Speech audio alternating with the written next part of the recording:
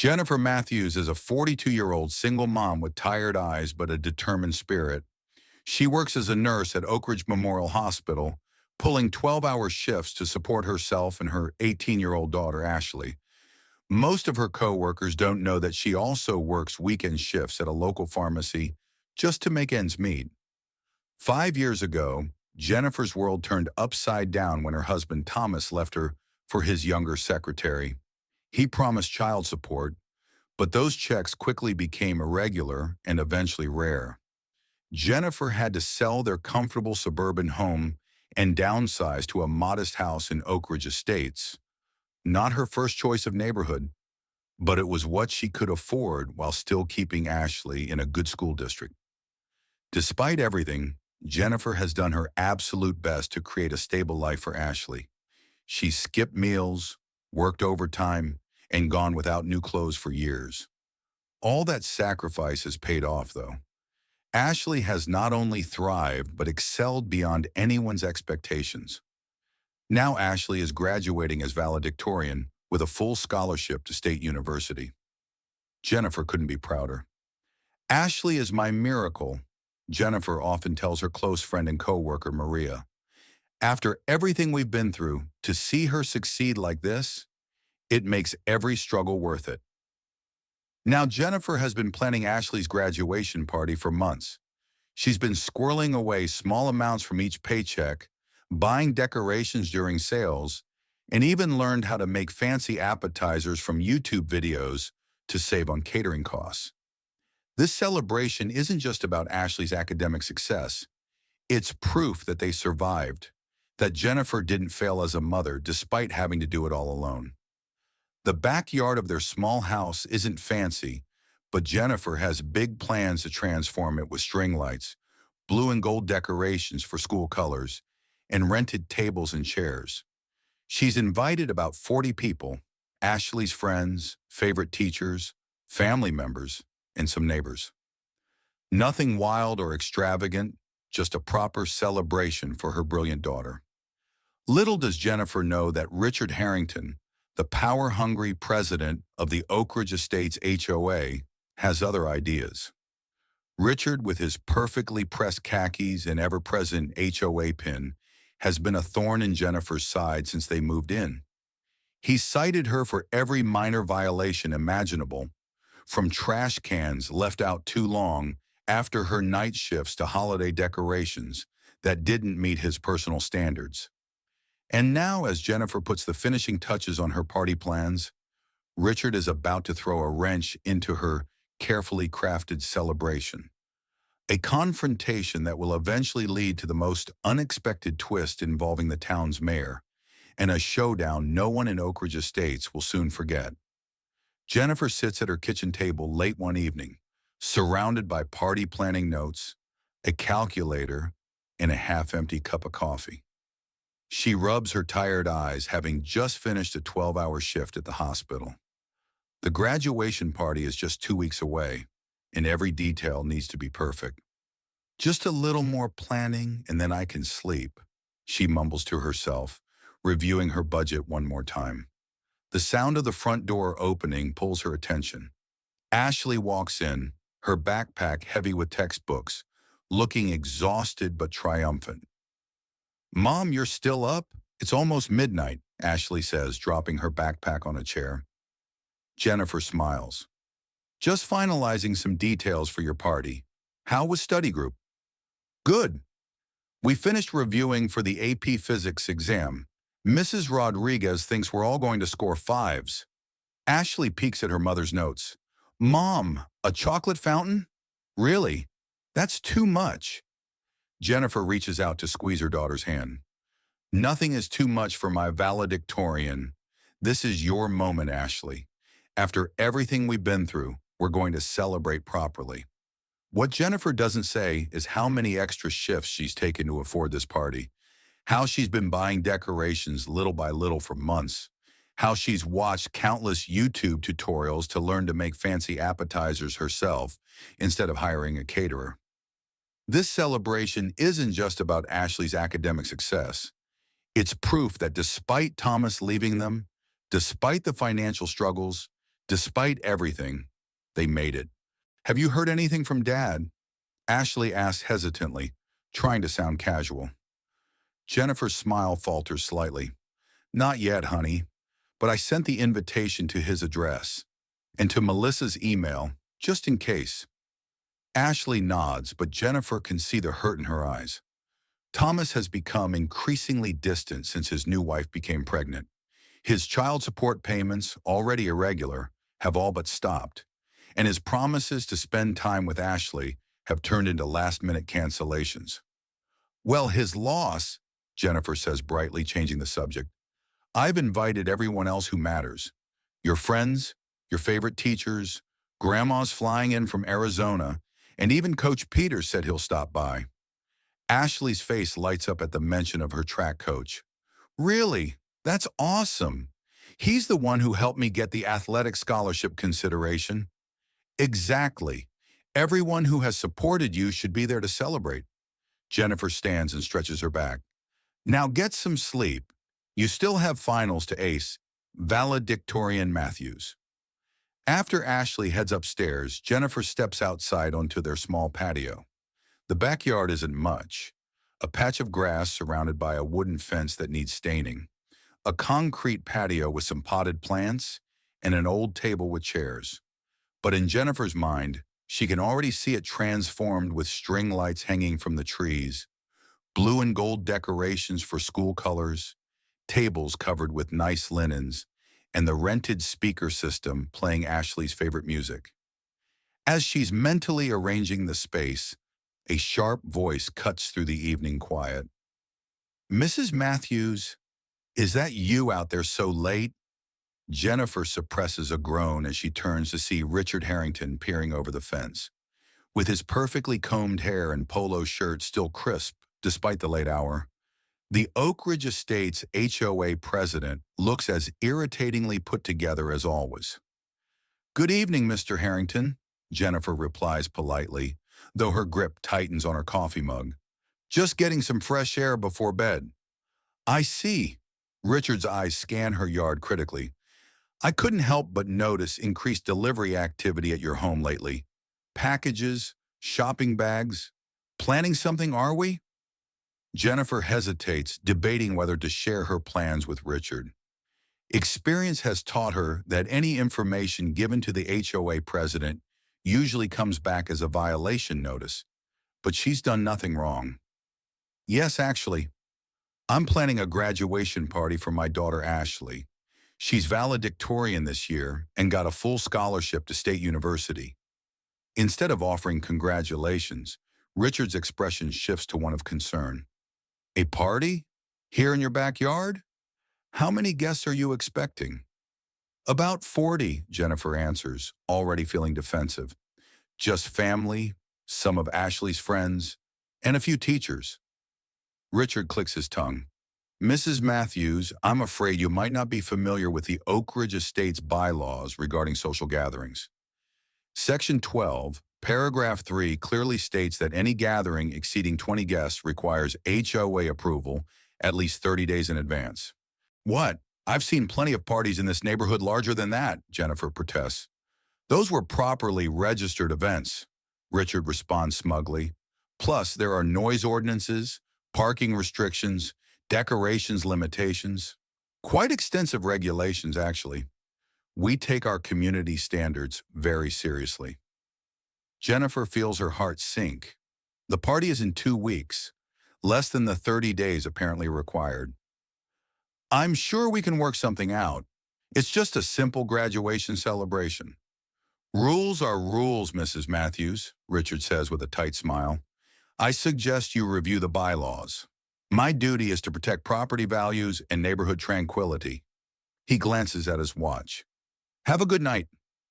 As Richard walks away, Jennifer stands in her backyard, the joy of planning suddenly replaced with anxiety. After all her careful saving and planning, is some neighborhood bureaucracy really going to ruin Ashley's special day? The next morning, Jennifer drops Ashley off at school early for a student council meeting, then stops by the HOA office located in the neighborhood community center. The office is a small, overly air-conditioned room with outdated furniture and walls covered in framed neighborhood rules and awards. Brenda, the elderly secretary who's worked for the HOA for decades, offers Jennifer a sympathetic smile. "Good morning, Jennifer. What brings you in today?" "I need information about event approvals. Apparently, I need permission for my daughter's graduation party." "Oh, yes," Brenda nods, typing something into her ancient computer. "Let me pull up the forms for you." As Brenda prints out what seems like an excessive number of pages, Jennifer notices a colorful flyer on the bulletin board. It shows pictures from a large backyard party with the heading "Congratulations to Thomas Harrington on Harvard Acceptance. Neighborhood celebration, a huge success." Jennifer looks closer at the date, just 3 weeks ago. "Was this Richard's son's party?" Brenda follows her gaze. "Yes, lovely event.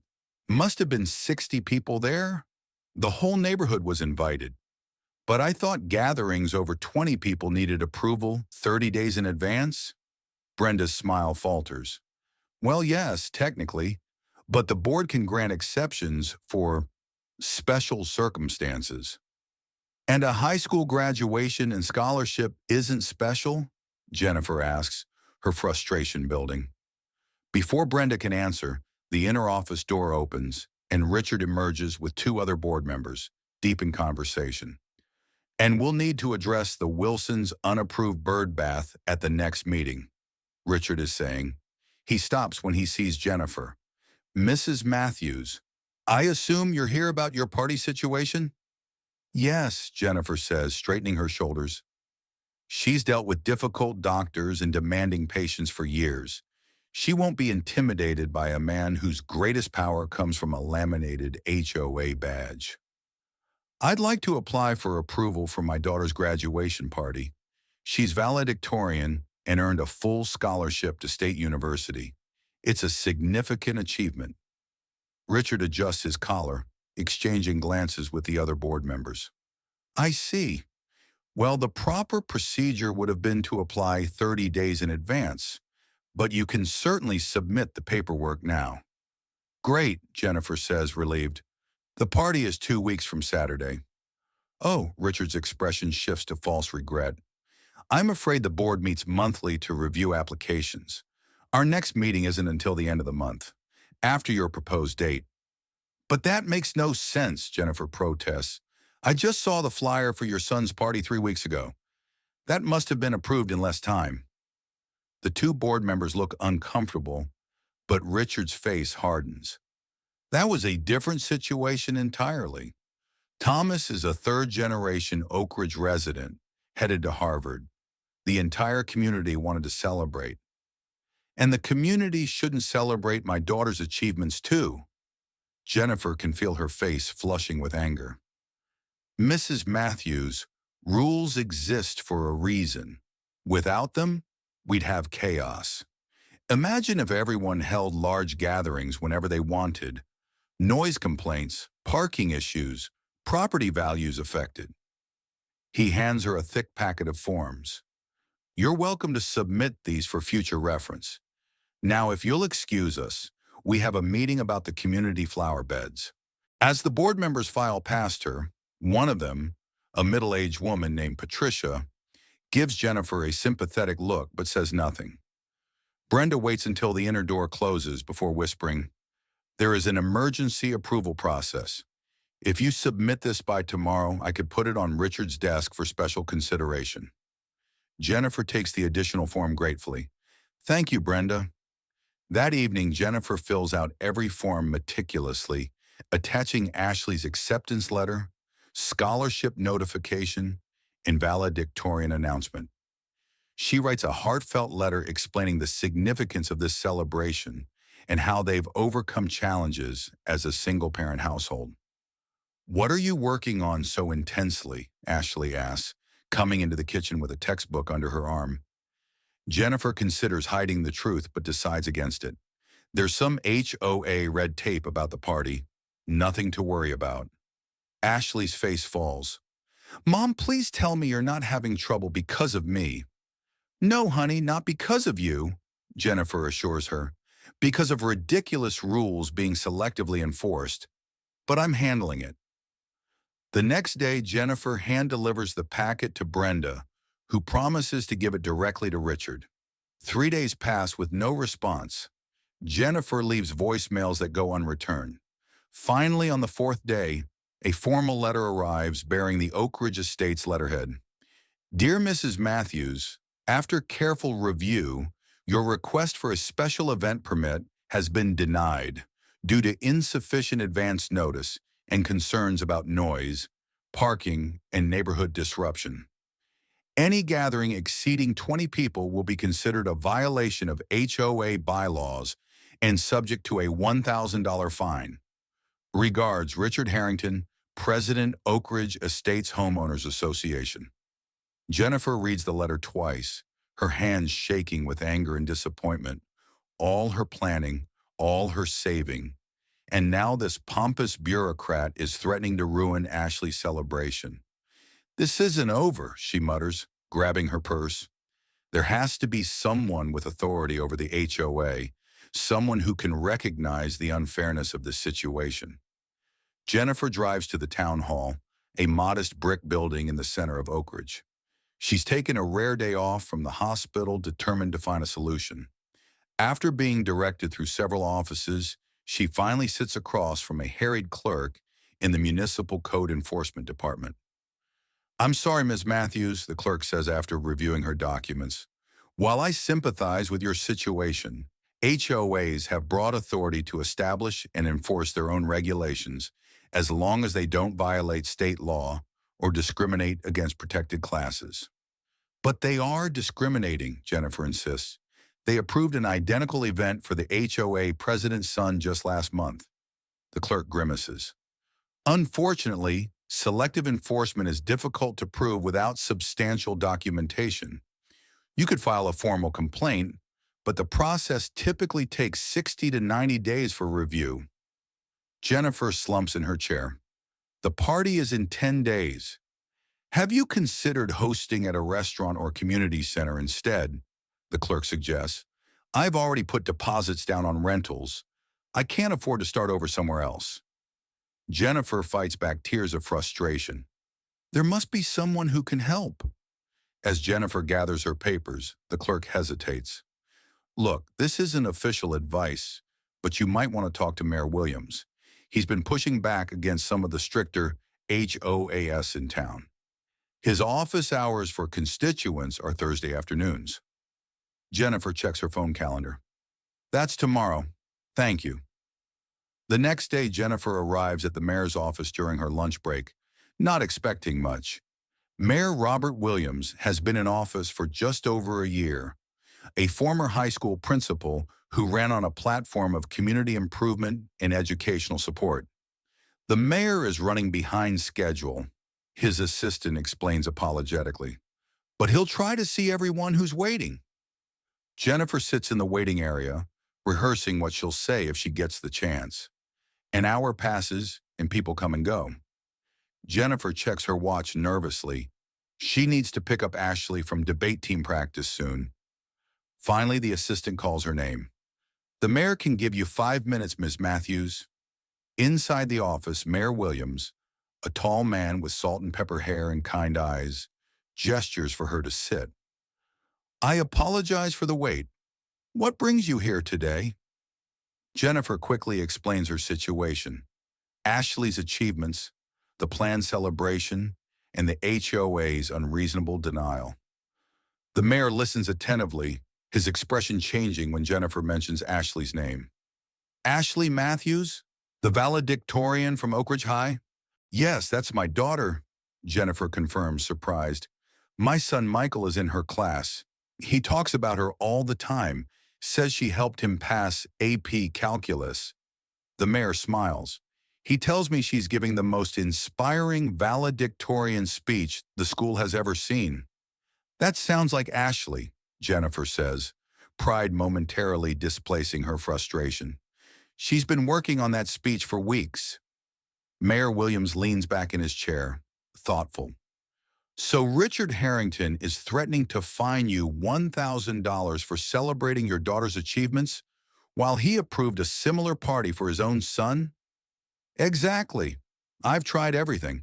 Filling out their forms, explaining the significance, offering to limit the hours. Nothing works. The mayor jots something in a notebook. Ms. Matthews, I've been concerned about some of our HOA practices for a while now. They serve an important purpose, but some have become little fiefdoms. He checks his calendar. When exactly is this party supposed to take place? A week from Saturday, directly after graduation. I see. The mayor stands, extending his hand. Thank you for bringing this to my attention. I'm going to look into some things specifically regarding the consistency of rule enforcement in Oak Ridge Estates. Jennifer shakes his hand, not sure what to make of this response. So, should I cancel the party? Absolutely not, Mayor Williams says firmly. Go ahead with your plans. Sometimes these situations have a way of working themselves out. The week leading up to graduation passes in a blur of activity. Jennifer continues her party preparations despite the HOA threat. She's come too far to give up now. She hangs string lights in the backyard, confirms the rental deliveries, and finalizes the menu, all while working her regular hospital shifts. The day before graduation, Jennifer receives another notice from the HOA. This one bright orange and marked "Final Warning" across the top. It reiterates the $1,000 fine for exceeding the guest limit and adds threats about future violations affecting her standing in the community. Mom, maybe we should just scale back, Ashley suggests, finding Jennifer staring at the notice at the kitchen table. I don't want you to get in trouble. Absolutely not, Jennifer says firmly, crumpling the paper. This is your day, Ashley. You've earned every bit of this celebration. On Saturday morning, the Matthews household buzzes with nervous energy. Ashley tries on her cap and gown. Jennifer makes sure her camera has enough battery for hundreds of photos, and they both pretend not to notice the HOA patrol car that has driven by their house 3 times already. The graduation ceremony is everything Jennifer hoped it would be. She fights back tears as Ashley walks across the stage to receive her diploma and openly weeps during her daughter's eloquent valedictorian speech about overcoming challenges in the people who make success possible. And finally, Ashley says, wrapping up her address, to my mother, who worked double shifts to keep a roof over our heads, who never let me see how hard things were, who taught me that determination can overcome any obstacle, you are the real valedictorian of life. I love you, Mom. After the ceremony, Jennifer and Ashley head home to make final preparations before guests arrive. The rental company has delivered tables and chairs. The yard looks magical with lights and decorations, and the catering platters Jennifer splurged on are being arranged on tables. It looks beautiful, Mom, Ashley says, hugging Jennifer tight. Thank you for doing all this. At precisely 3 p.m., just as the first guests are due to arrive, a familiar figure appears at the gate. Richard Harrington stands there with 2 other HOA board members, all carrying clipboards and stern expressions. Mrs. Matthews, Richard calls out loudly, I see you've decided to proceed with your unauthorized event despite clear warnings. Jennifer walks over to the gate, forcing herself to remain calm. Mr. Harrington, this is my daughter's graduation day. Please don't do this. Rules are rules, Richard replies, opening the gate and stepping into the yard. I'm here to document violations. Each guest beyond the 20-person limit will incur additional penalties. Ashley appears at Jennifer's side, still in her graduation gown. Please, Mr. Harrington, these are my teachers and friends. We'll keep the noise down. I promise. Richard barely glances at her. I'm sorry, but this isn't personal. Community standards must be maintained. He begins photographing the setup with his phone. I count 4 tables with 8 chairs each. That's clearly arranged for more than 20 people. As Richard continues his inspection, pointing out each supposed violation to his colleagues, the sound of vehicles pulling up catches everyone's attention. A town SUV with the mayor's emblem parks in front of the house, followed by two more official cars. Mayor Williams steps out, dressed in a suit with his official mayoral sash. Behind him emerge several city council members, the high school principal, and a photographer from the local newspaper. Richard freezes mid-sentence, clipboard half raised. Mayor Williams? What are you doing here? The mayor strides over with a broad smile, completely ignoring Richard to greet Ashley. Miss Matthews, congratulations on your outstanding achievement. The entire town of Oak Ridge is proud of you today. The confusion on Richard's face is priceless as Mayor Williams and his entourage enter the yard. Jennifer stands stunned as the mayor shakes Ashley's hand with genuine warmth, while the photographer snaps pictures. Thank you, Mayor Williams, Ashley says, clearly surprised by the official attention. It's an honor to have you here. The honor is mine, the mayor replies. Your speech today was exceptional. My son Michael has told me all about your academic achievements and your volunteer work at the Literacy Center. He turns to Jennifer. Ms. Matthews, you've raised an extraordinary young woman. Richard clears his throat loudly. Excuse me, Mayor Williams. I don't mean to interrupt, but we're in the middle of an HOA enforcement action. This gathering violates several community bylaws. The mayor turns to Richard, his smile never faltering, though his eyes harden slightly. Ah, Mr. Harrington, what a coincidence finding you here. I was just about to make a special announcement. He gestures to the city council members. We're here on official business as well. Richard looks increasingly uncomfortable. What kind of announcement? Ashley Matthews has been selected as the inaugural recipient of the Oak Ridge Future Leader Scholarship. The mayor announces loudly as more guests begin to arrive. The town council voted unanimously to establish this program to recognize exceptional students who demonstrate academic excellence in community service. We thought her graduation celebration would be the perfect place to present it. The newspaper photographer positions the mayor and Ashley together for a photo as Jennifer watches in amazement. Several neighbors who were just arriving applaud, and Richard's face grows increasingly flushed.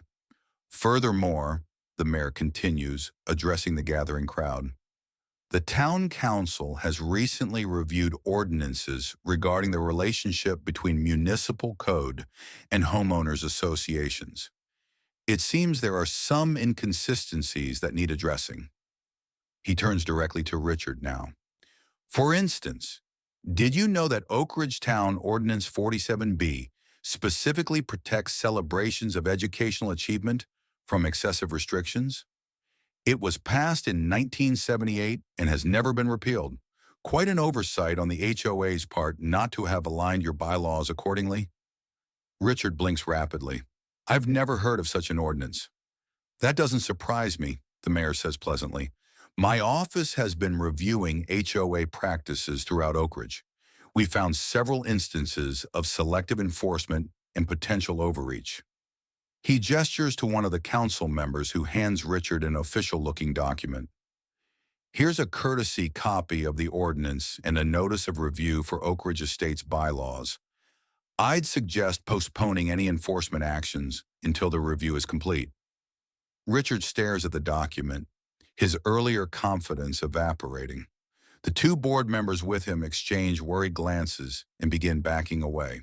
Now, the mayor says, turning back to Jennifer and Ashley, I believe this is a celebration. Councilwoman Garcia actually brought her famous empanadas, if that's all right with you, Ms. Matthews. Of course, Jennifer manages, still processing what's happening. Everyone is welcome. As the mayor mingles with arriving guests, Richard stands frozen, clutching his clipboard in the mayor's document. Finally, he mutters something about reviewing the situation and hastily retreats through the gate, followed by his embarrassed colleagues. The party transforms into something even more special than Jennifer had planned. Guests continue to arrive. Ashley's friends, teachers, neighbors, and even several town officials. The backyard fills with laughter, music, and congratulatory conversations. During a quiet moment, Jennifer approaches Mayor Williams. I don't know how to thank you. This means so much to Ashley and to me. The mayor smiles. No thanks necessary. Ashley earned every bit of recognition she's receiving today. And that ordinance I mentioned? It exists now. The council passed it yesterday in an emergency session. He winks. Sometimes government can move quickly when it needs to. You did that for us? Jennifer asks, amazed. I did it for the community, he corrects gently.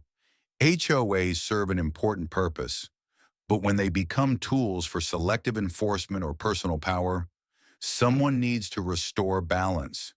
Your situation just highlighted a larger issue we needed to address. The party becomes the talk of the neighborhood, not just for the mayor's surprise appearance, but for Ashley's inspiring story. As the celebration winds down, neighbors linger, exchanging contact information and sharing stories. Several approach Jennifer quietly, thanking her for standing up to Richard in the HOA. You know, says Patricia, one of the board members who had been with Richard earlier, there's an HOA board election coming up next month. Several positions are opening, including the presidency.